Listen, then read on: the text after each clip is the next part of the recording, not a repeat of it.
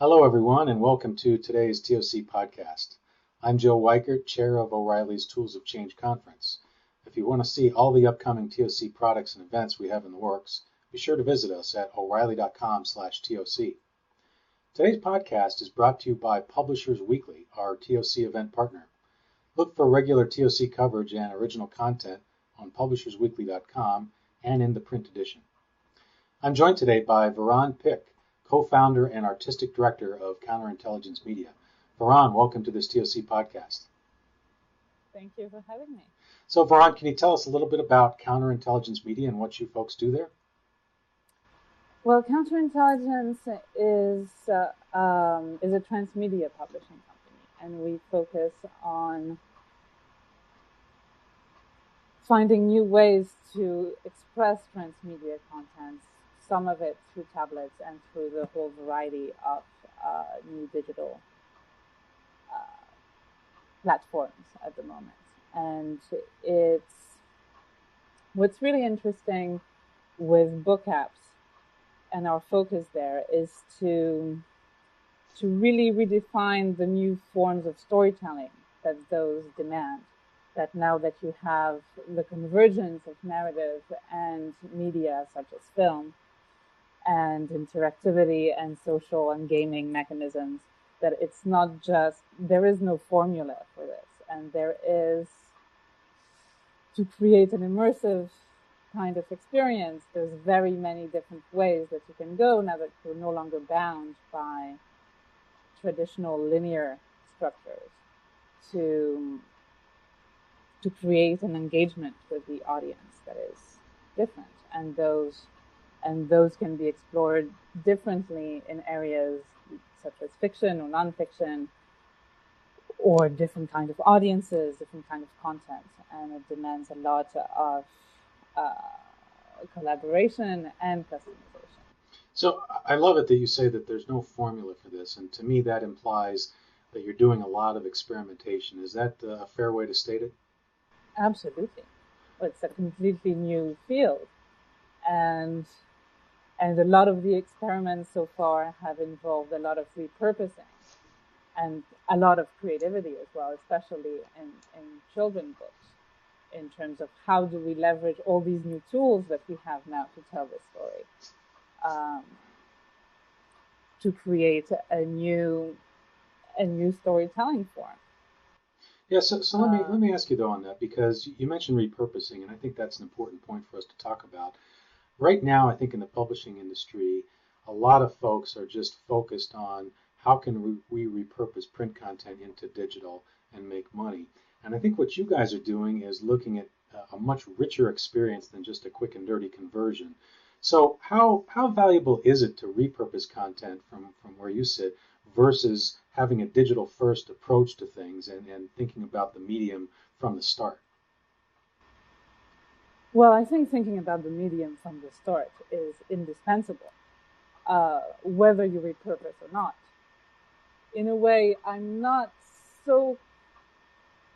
this idea is not at the center of how we look at projects, because except on a sort of production timeline of course, it's easier to use projects that already have a book, already have a film attached. We have very strong ties with the film world because of all that. Right. And therefore we're working very much on integrating whole feature films, whether they're fiction or documentaries, along with book material. But and I think it's something that a lot of traditional publishers that come from print struggle with, is that they do have print content to begin with, and they do not have media. So having access to relevant media to include in those things is definitely can be a challenge, and I think we're very lucky not to have that difficulty. But I think the only moment where it will truly make sense to repurpose things is when you'll have precisely figured out the new dynamics of how to reorganize the content for this medium. which is not just, oh, well, here's this chapter and we can link it to this bit of the film or this piece of video or interactive graph or something like that, but sort of really work with the authors and filmmakers to sort of reformulate the true message or essence or directing line of the piece, and working to rearrange the elements around this message in a cohesive, interactive form. Right. That makes total sense. Which might not match the direction or the map that you had when you were bound by a 200-page book or a 90-minute film. Exactly. And now this non-linear freedom that we have really needs a true artistic and conception commitment to recreating what is the narrative about within this form, and what's the best way to communicate and to leverage all these different media elements and pieces of content in the most user experience friendly way. Right. I mean, it's a fascinating world because there's so much overlap and convergence between every single element, from technology to content to marketing to, there's so many opportunities. Oh, absolutely. For integration.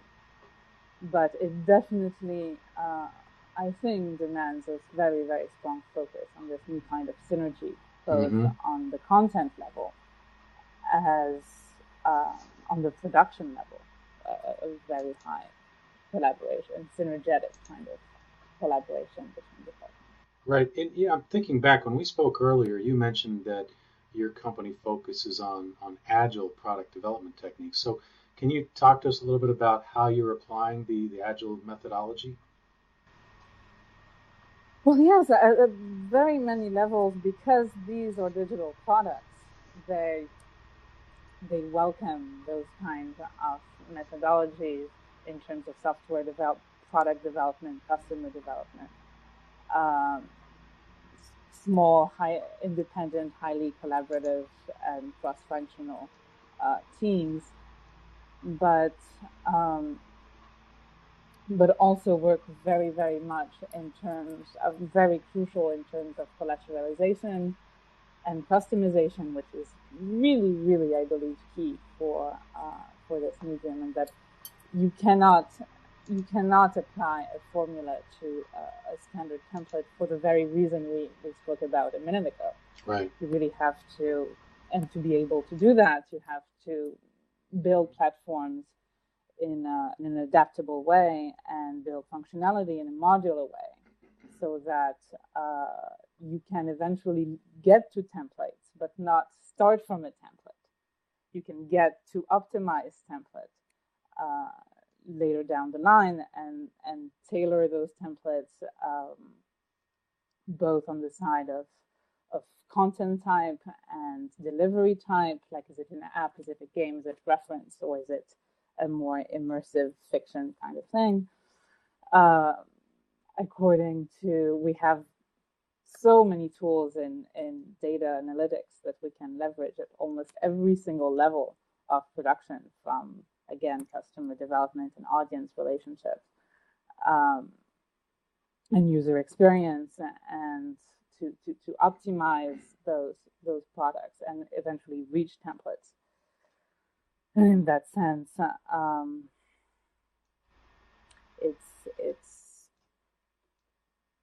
there's definitely an overlap between agile and this kind of publishing in a way that there might have not been with traditional publishing. Yeah, I think you're right. I think that what you're doing even lends itself more so to agile, even though we're applying some agile techniques to what we do within traditional books at O'Reilly. As a reminder, today's podcast is brought to you by TOC's event partner, Publishers Weekly, and I'm speaking with Varan Pick of Counterintelligence Media. So, Varan, you've got a product called Apocalypse 911, and it consists of an iPad app as well as a series of ebooks. And I was wondering, is the goal to get customers hooked on a small inexpensive sample, let's say, and then have them come back and buy subsequent installments of the product? Well, yes. Um, yes, I think that in-app purchases provides a very good structure both for to support serialization within a project, which can be part of some audience engagement techniques or strategies at large, where it can make sense to do that. And also, is quite accommodating technologically, which allows, in terms of cache and size of downloads, uh, allows to fragment pieces of media that might be really, really heavy and that might be a little too, a little not friendly enough for downloads if they were in one big piece. But so definitely, I like those kind of functionality, even outside of the App Store, even with HTML5. I think it's or browser-based experience. I think it makes sense. Apocalypse was sort of an MVP for us. It was a teaser for an app, so it was meant not so much to link to the ebooks as to allow in-app purchases of the subsequent volumes. It also was an MVP in the sense that it allowed us to sort of test the process and help us define what would be needed to pursue this kind of thing on a scalable basis, which is what we're doing now. I should mention too, when you say MVP, you're talking about a minimum viable product, right? I'm sorry, yes. No, that's I just want to make sure folks are, if people do know about Agile, they'll know about the phrase MVP, but I just wanted to be clear for others. And the lean startup and everything. Exactly. That's right. So that was the purpose it served for us at the moment. It was both like it would be the first step to have a mother app and to have, which should be free in my opinion, so that people get a taste of, it's the equivalent of opening the book in the bookstore, get a taste of the universe and the world of what you're about to engage into, and then be able to purchase alternate things. And it was very well received within that format. We were very honored to have been nominated in the Best Fiction at the Publishing Innovation Awards, which for a little teaser was very flattering.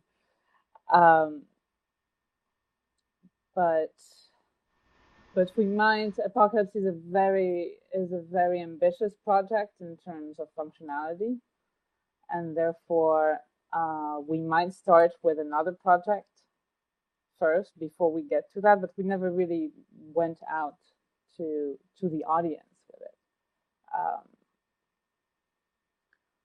But yeah. So I wanted to go back to another thing you just mentioned about serial publishing, because that's something that we've been doing a little bit of within O'Reilly, and it has roots from many years ago. And when I mention it to folks, they're like, why would you do it that way?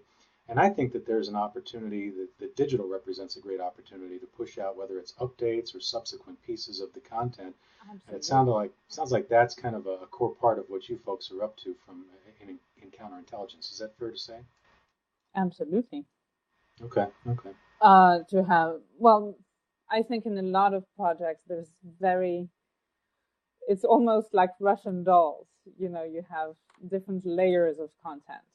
You have different layers of media, but you also have different layers of story and different layers of resources. And so whether it's through serialization or through in-app streaming or through different pieces of content coming from different places, it's definitely a game of aligning the different layers and being able to customize in a way sort of the experience you want to have and where you want to delve in, and also actualize the content. Right. Yeah. You mentioned the word game, and that brings up something else here. It's my last question for you, and something near and dear to my heart. I understand that you're looking to include more game-based techniques in future products. Can you give us a preview of what you have in mind? A little bit. Okay. We we're definitely very excited about including gaming mechanisms as one of the different sort of silos of engagement mechanisms that you can have, whether they're functionality based or whether they're participatory. Um, One of our projects, which is going to come out first, starts from the movie. It's a feature film, and then has a book written from the point of view of one of the characters, which is a larger story that encapsulates the movie, so that you navigate through the story through both written and film. And then the game is more alternate reality kind of game experience that lives mostly online, but also throughout the book. And that is sort of a third overarching story that encapsulates and redirects attention throughout the entire product. But and that's very interesting, I think, to have those different layers that work both as a way of giving something to the audience and receiving something, and keeping a relationship with the audience, both as a way to draw them to the book and as a way to extend the experience further and bring it into the rest of their lives and into the community. Right. Okay. But we're definitely excited about exploring different kinds of games depending on the product. Like this one is more an NRG, but there's so much to do in that area.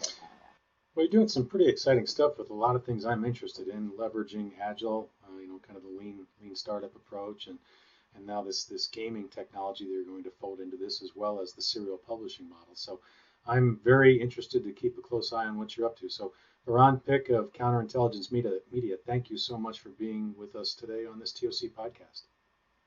Thank you very much for having me. It's great to see you.